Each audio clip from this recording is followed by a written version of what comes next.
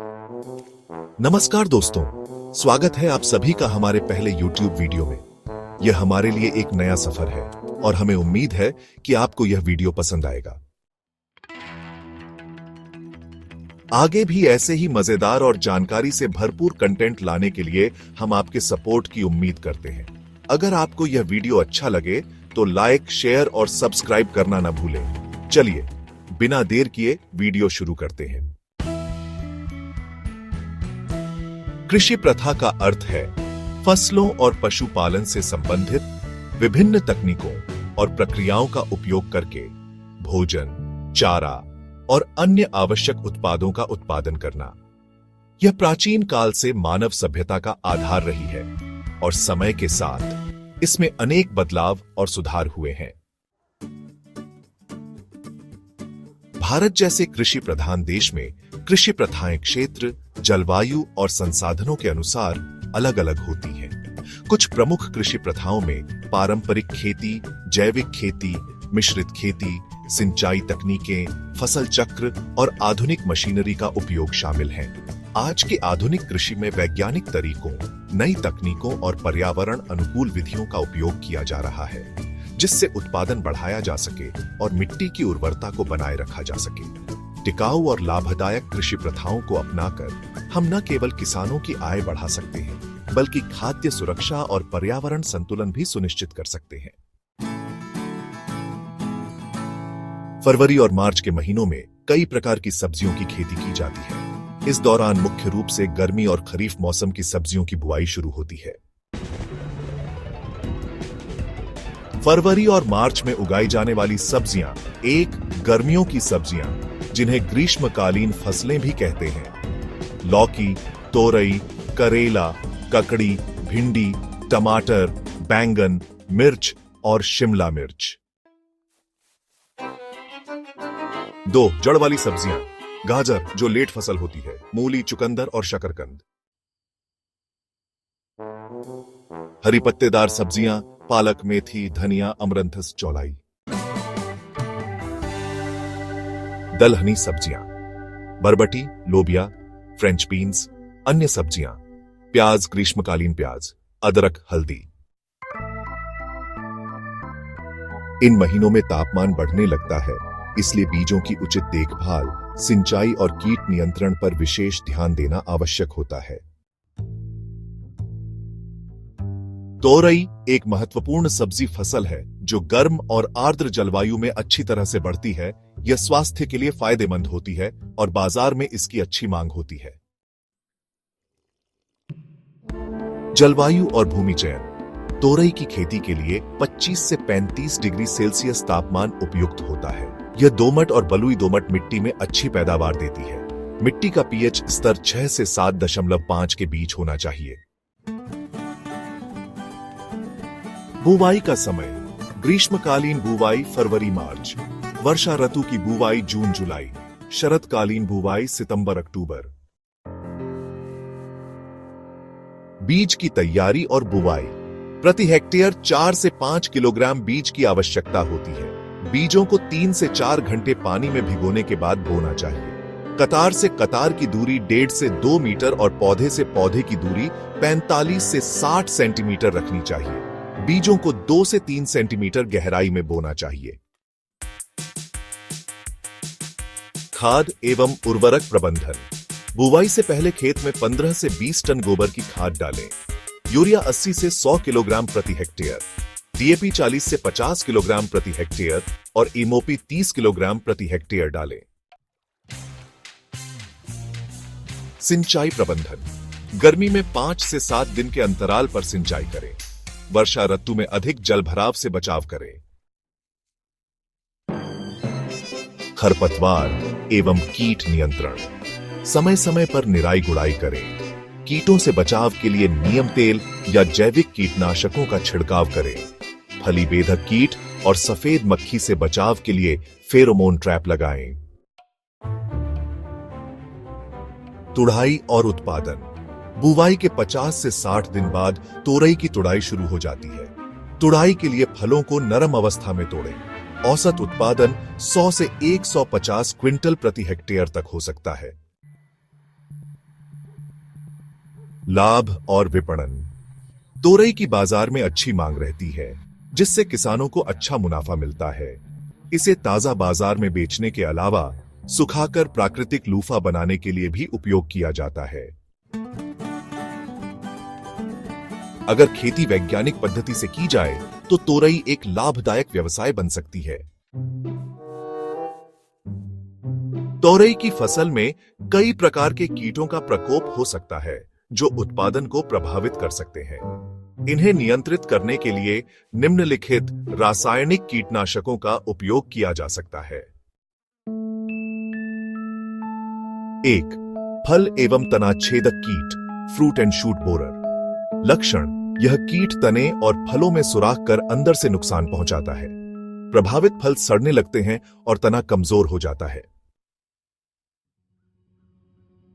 रासायनिक नियंत्रण: स्पिनोसैट 45% SC 1 मिली प्रति लीटर पानी में मिलाकर छिड़काव करें। साइपरमेथ्रिन 10% EC 1 मिली प्रति लीटर पानी में छिड़काव करें।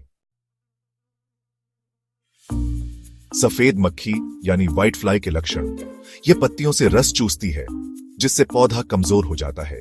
यह पीला मोज़ेक वायरस फैलाने में भी सहायक होती है।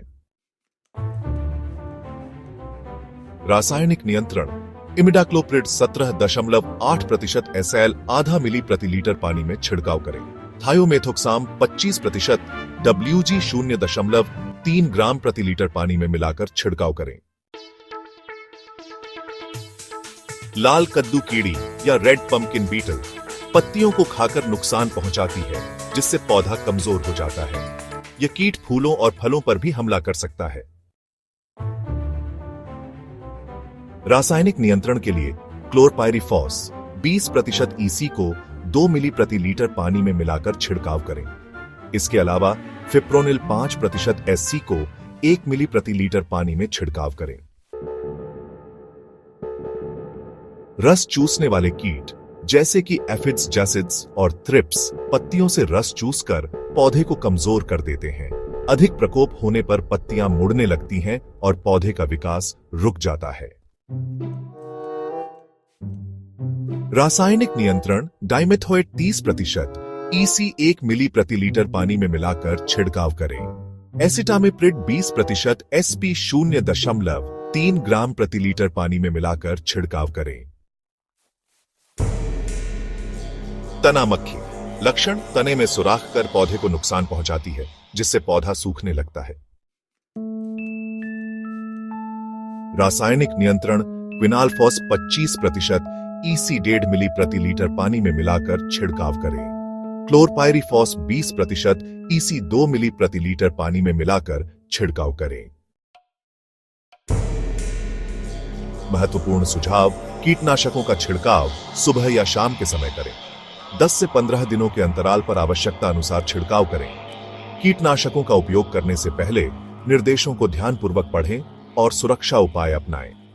जैविक विकल्पों और फेरोमोन ट्रैप का भी उपयोग करें ताकि कीटनाशकों की आवश्यकता कम हो। सही प्रबंधन से तोरई की फसल को स्वस्थ और उत्पादक बनाया जा सकता है। तोरई की फसल में कई प्रकार के फफूंदी जनित रोग होते हैं, जो उत्पादन और गुणवत्ता को प्रभावित कर सकते हैं। इन रोगों को नियंत्रित करने के लिए उपयुक्त फफूंदनाशकों का उपयोग आवश्यक है। चूर्निल आसिता, पाउडरी मिल्ड्यू। पाउडरी मिल्ड्यू लक्षण: पत्तियों की सतह पर सफेद चूर्ण जैसा पदार्थ दिखाई देता है। प्रभावित पत्तियां सूख कर गिर जाती हैं, जिससे उत्पादन में कमी आती है। फफूंदनाशी नियंत्रण: सल्फर 80% WP 2 से 3 ग्राम प्रति लीटर पानी में मिलाकर छिड़काव करें। टेबुकोनाजोल 25% EC 1 मिली प्रति लीटर पानी में मिलाकर छिड़काव करें। हेक्साकोनाजोल 5% SC 1 मिली प्रति लीटर पानी में मिलाकर छिड़काव करें। Downy mildew. डाउनी मिल्ड्यू लक्षण: पत्तियों की ऊपरी सतह पर पीले धब्बे और निचली सतह पर सफेद फफूंद दिखाई देती है। रोग बढ़ने पर पत्तियां सूखने लगती हैं और पौधा कमजोर हो जाता है। फफूंदनाशी नियंत्रण: मैनकोजेब 75% WP 2 ग्राम प्रति लीटर पानी में मिलाकर छिड़काव करें। मेटलैक्सिल और मैनकोजेब, मेटलैक्सिल 8% प्लस मैनकोजेब 64%, WP 2 ग्राम प्रति लीटर पानी में छिड़काव करें। एजॉक्सीस्ट्रोबिन 11% प्लस टेबुकोनाजोल 18.3% SC 1 मिली प्रति लीटर पानी में मिलाकर छिड़काव करें। झुलसा रोग, ऑल्टरनारिया लीफ ब्लाइट। लक्षण पत्तियों पर भूरे काले धब्बे बनते हैं जो धीरे धीरे बढ़ते जाते हैं। पत्तियां मुरझाने लगती हैं और पौधा कमजोर हो जाता है। फफूंदनाशी नियंत्रण, क्लोरोथालोनिल 75% WP 2 ग्राम प्रति लीटर पानी में मिलाकर छिड़काव करें। प्रोपिकोनाजोल 25% EC 1 मिली प्रति लीटर पानी में मिलाकर छिड़काव करें। टेबुकोनाजोल 10% प्लस सल्फर 65% WG 2 ग्राम प्रति लीटर पानी में मिलाकर छिड़काव करें। जड़ सड़न रोग, जिसे रूट रॉट और फ्यूसारियम विल्ट भी कहा जाता है, के लक्षण कुछ इस प्रकार होते हैं। पौधे पीले पड़कर सूखने लगते हैं, जड़ें गलने लगती हैं और पौधा मर जाता है। फफूंदनाशी नियंत्रण के लिए कैप्टान 50% WP को 2 ग्राम प्रति लीटर पानी में मिलाकर मृदा उपचार करें। कार्बेंडाजिम 50% WP को 1 ग्राम प्रति लीटर पानी में मिलाकर छिड़काव करें। ट्राइकोडर्मा विरिडी, जो एक जैविक फफूंदनाशी है, को 5 ग्राम प्रति लीटर पानी में मिलाकर मिट्टी में डालें। एंथ्रेक्नोज के लक्षण कुछ इस प्रकार होते हैं। पत्तियों, तनों और फलों पर गहरे भूरे या काले धब्बे दिखाई देते हैं। अधिक नमी होने पर धब्बों पर गुलाबी सफेद कवक दिखता है। फफूंदनाशी नियंत्रण, कॉपर ऑक्सीक्लोराइड 50% WP 2 ग्राम प्रति लीटर पानी में मिलाकर छिड़काव करें। एजॉक्सीस्ट्रोबिन 23% SC 1 मिली प्रति लीटर पानी में मिलाकर छिड़काव करें। डाइथेनेम 45, मैनकोजेब 75% WP 2 ग्राम प्रति लीटर पानी में मिलाकर छिड़काव करें। महत्वपूर्ण सुझाव: फफूंदनाशकों का छिड़काव सुबह या शाम के समय करें। 15 दिनों के अंतराल पर आवश्यकतानुसार छिड़काव दोहराएं। रसायनों के अधिक उपयोग से बचें और जैविक विकल्पों को भी अपनाएं। अच्छे जल निकास और उचित फसल चक्र से फफूंदजनित रोगों को कम किया जा सकता है। सही फफूंदनाशकों के उपयोग से तोरई की फसल को स्वस्थ रखा जा सकता है और उत्पादन बढ़ाया जा सकता है। तोरई की फसल में खरपतवारों का अधिक प्रकोप होने से फसल की वृद्धि पर प्रतिकूल प्रभाव पड़ता है, जिससे उत्पादन में कमी आ सकती है। उचित शाकनाशी का प्रयोग कर खरपतवारों को नियंत्रित किया जा सकता है। खरपतवार नियंत्रण के तरीके: यांत्रिक नियंत्रण, समय समय पर निराई गुड़ाई करके खरपतवारों को हटाना। ग्रीष्मकालीन गहरी जुताई करने से खरपतवारों के बीज नष्ट हो जाते हैं। पॉलीथीन मल्चिंग का उपयोग करके खरपतवारों की वृद्धि को रोका जा सकता है। रासायनिक नियंत्रण, शाकनाशी, हर्बिसाइड।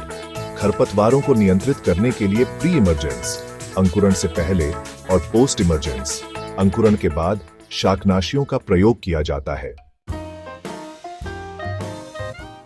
प्रमुख शाकनाशी और उनकी मात्रा।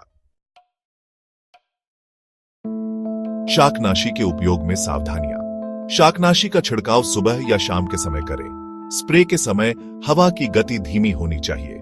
शाकनाशी को सटीक मात्रा में मिलाकर उपयोग करें। अधिक मात्रा फसल को नुकसान पहुंचा सकती है। अगर पोस्ट इमरजेंस हर्बिसाइड ग्लाइफोसेट का प्रयोग कर रहे हैं तो ध्यान रखें कि यह तोरई की बेलों पर न गिरे। शाकनाशी के छिड़काव के 24 घंटे बाद तक खेत में सिंचाई न करें। सही शाकनाशी और उचित प्रबंधन से तोरई की फसल को खरपतवार मुक्त रखा जा सकता है, जिससे फसल की वृद्धि और उत्पादन में वृद्धि होगी।